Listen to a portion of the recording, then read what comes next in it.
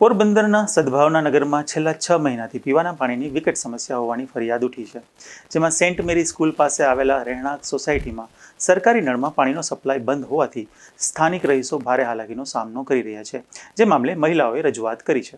પોરબંદરના સદભાવના નગરમાં પીવાના પાણીની સમસ્યાને લઈને સ્થાનિકોમાં રોષ જોવા મળી રહ્યો છે, જેમાં સેન્ટ મેરી સ્કૂલની બાજુમાં આવેલી રહેણાંક સોસાયટીમાં છેલ્લા 6 મહિનાથી સરકારી નળ કનેક્શનમાં પાણીનો સપ્લાય બંધ હોવાની સ્થાનિક રહીશોએ ફરિયાદ કરી છે. પાણી પુરવઠો બંધ હોવાથી ગૃહિણીઓ સહિત પરિવારોને પીવાના પાણી તેમજ રોજિંદા વપરાશના પાણી માટે ભારે મુશ્કેલીનો સામનો કરવો પડી રહ્યો છે. ત્યારે સ્થાનિક મહિલાઓ અને રહીશોએ એકઠા થઈ મહાનગરપાલિકાના મેયર સાગરભાઈ મોદીને લેખિત રજૂઆત કરી હતી. રહીશોએ પોતાની સહીઓ સાથે આપેલા પત્રમાં જણાવ્યું છે કે લાંબા સમયથી પાણીની સમસ્યા હોવા છતાં હજુ સુધી તેનો ઉકેલ આવ્યો નથી.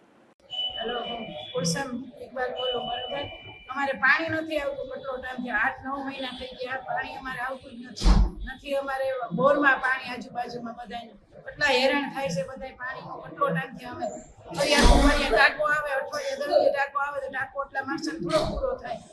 કયો વિસ્તાર પાણીનું કરી દો, સીતારામ નગર, સદભાવના નગર, કેટલાક પરિવારો સ્કૂલની બાજુમાં. કેટલાક પરિવારો છે પાણી નથી આવતું? પાણીને પછી 30 જણા છે અમે, એટલા ઘરને નથી આવતું.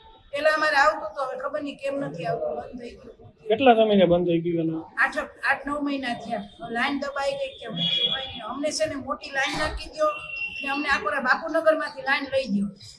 બરોબર, આકોરા ફરીને અમારે આવે ને એ લાઈન અમારે નથી જોતી છે. બાપુ ચાકવાની ફેક્ટરીથી આવે એ લાઈનમાંથી અમારે પાણી જ નથી આવતું, ધાંધિયા જ થાય. પાણીને આવતું તો એ ધાંધિયા થતા, અત્યારે પણ એટલું જ છે. અમને બીજી નવી લાઈન નાખી દો. મહાનગરપાલિકા તંત્ર દ્વારા તાત્કાલિક તપાસ હાથ ધરી બંધ પડેલો પાણી પુરવઠો પૂર્વવત કરવામાં આવે અને સ્થાનિકોને પીવાનું પાણી મળી રહે તેવી માંગ કરવામાં આવી છે. નિપુલ પોપટ સાથે અશોક થાનકી, ગુજરાત ન્યૂઝ, પોરબંદર.